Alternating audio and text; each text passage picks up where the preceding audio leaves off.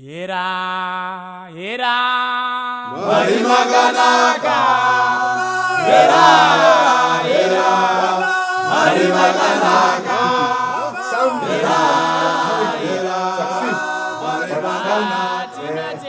challenge, but work in progress. I'm always work in progress. I tell my colleagues. Fine. So he's been teaching us so many real life events and things. For instance, honor your parents. One teaching that he keeps on knocking and knocking.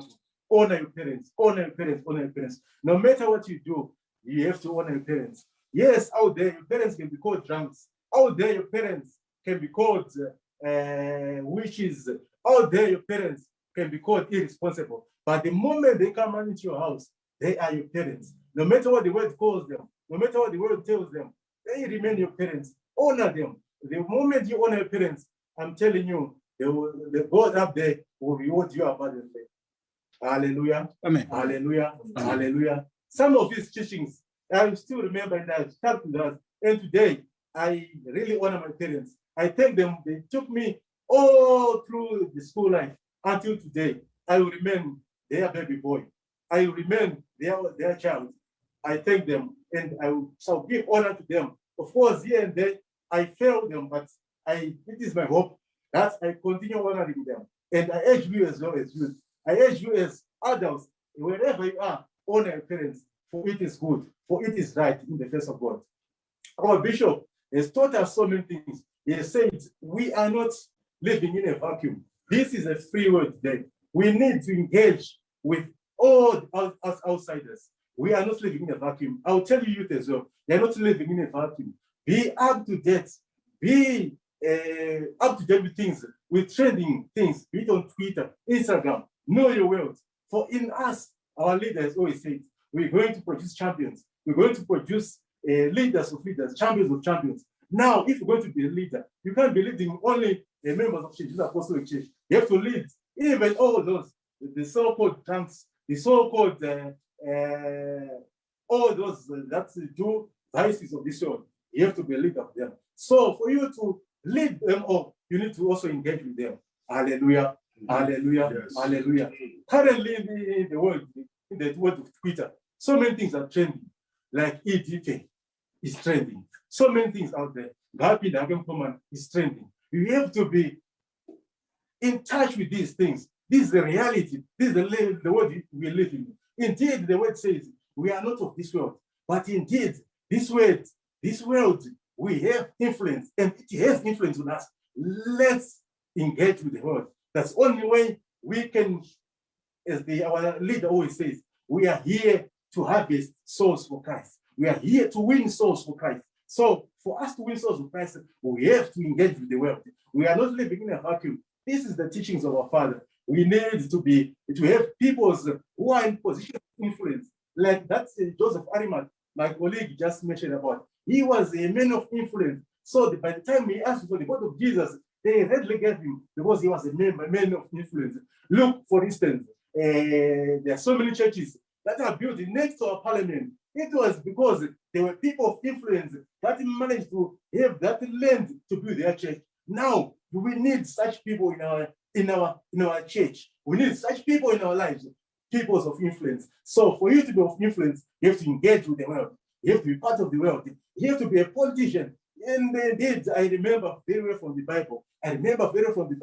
There is Daniel. There is his friends, Shadrach, Meshach, and Abednego. These guys, they were youth, but they were of sound mind, but they were of intelligence. They were understand science. That's why they were chosen by King Nebuchadnezzar. So for you, my dear brethren, I would like for you to be of sound mind.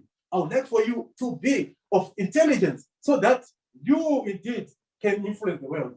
So for you to understand science, this environment today, we are faced with a pandemic, and the vaccine, they are matters of science. So for you to go against science, it shows your mind is not straight. So my dear brethren, I would like to encourage you, please continue worshiping God. Please give your all to God. We are here to win souls.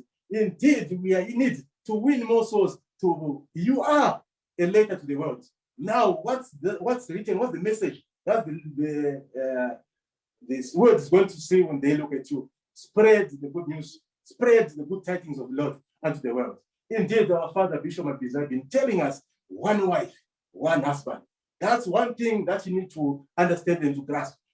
So many reasons, and some might sound backward, but indeed, it saves many lives. It saves so many marriages.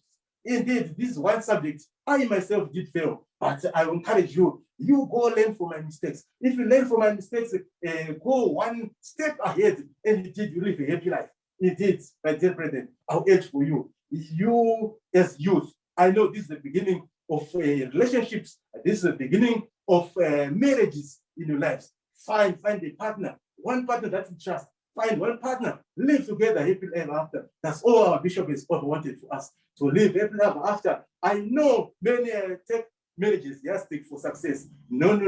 That's a big misnomer, my dear brother. Marriage is not a yardstick for success. Some people are never meant to get married. Some people, as the Bible is Paul said, going to serve the Lord as eunuchs. And indeed, when that happens, people, of course, my point fingers at you that you failed. No, you haven't failed. That's your choice. That's your life. Indeed. And let's not take that as a failure in life if you're not getting married, or even if you're past the age of marriage. There's no yardstick for success based on that. And then, my dear brethren, I'd like to encourage for you, go forth, spread the word. We are members of St. Jude Apostolic Church. We are proud to be associated with our Bishop Mapiza. He has taught us so many things.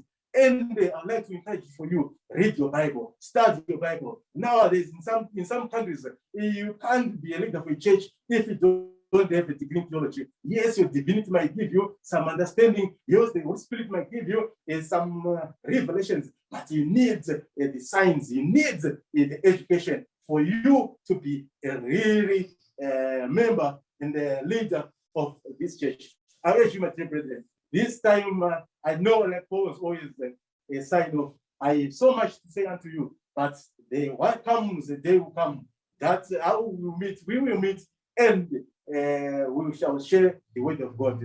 I'm here as a proud former member of this youth brigade, and I shall encourage and shall work together so that we see you go places, the word of God going places. There are so many vices out there in the world, drug addiction, pornography, there's so much happening, prostitution, but it is us that we have the power to turn those lost souls, to win them for the Lord. That's our main agenda. Remember, the Lord is coming the second time. When he comes, let's ululate with him. When he's being seen up there in the clouds, with all the glory, with all the mighty, let us be seen with him. Let us celebrate that day of the second coming of the Lord. I thank you for this moment. There are some of us, I know they are privileged members of this organization. They are privileged members of this youth group who have been out there in various areas, places in the world. And there are those that are underprivileged.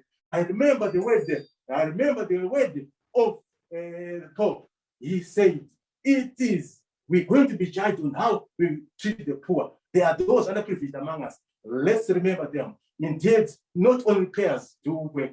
We need to help them physically, financially, and even counseling. There are those who are under severely impoverished. We need to assist and help them. It will come a time that structures will be set to help these needy, the young ones, the poor ones, those from poor upbringing. We need to help them. Everyone needs an equal fair, an equal opportunity to life. Indeed, through our Christ, nothing is impossible. Through our Christ, nothing is impossible. And I shall reiterate, faith without works is dead faith. Let's continue doing the works of the Lord. Let's continue praising our good Lord. Let's continue giving honor and thanks unto the Lord, for it is right to do so. I thank you, and I would like to acknowledge this ministry that the Lord sent to our Bishop Mapiza. That's the wisdom is shared with us. I would like indeed to remain thankful, and I shall forever be thankful. I would like to thank you, and my dear brethren, may the love of our Lord, may the grace of Jesus Christ, and the communion of the Holy Spirit be with you all. I thank you. Amen.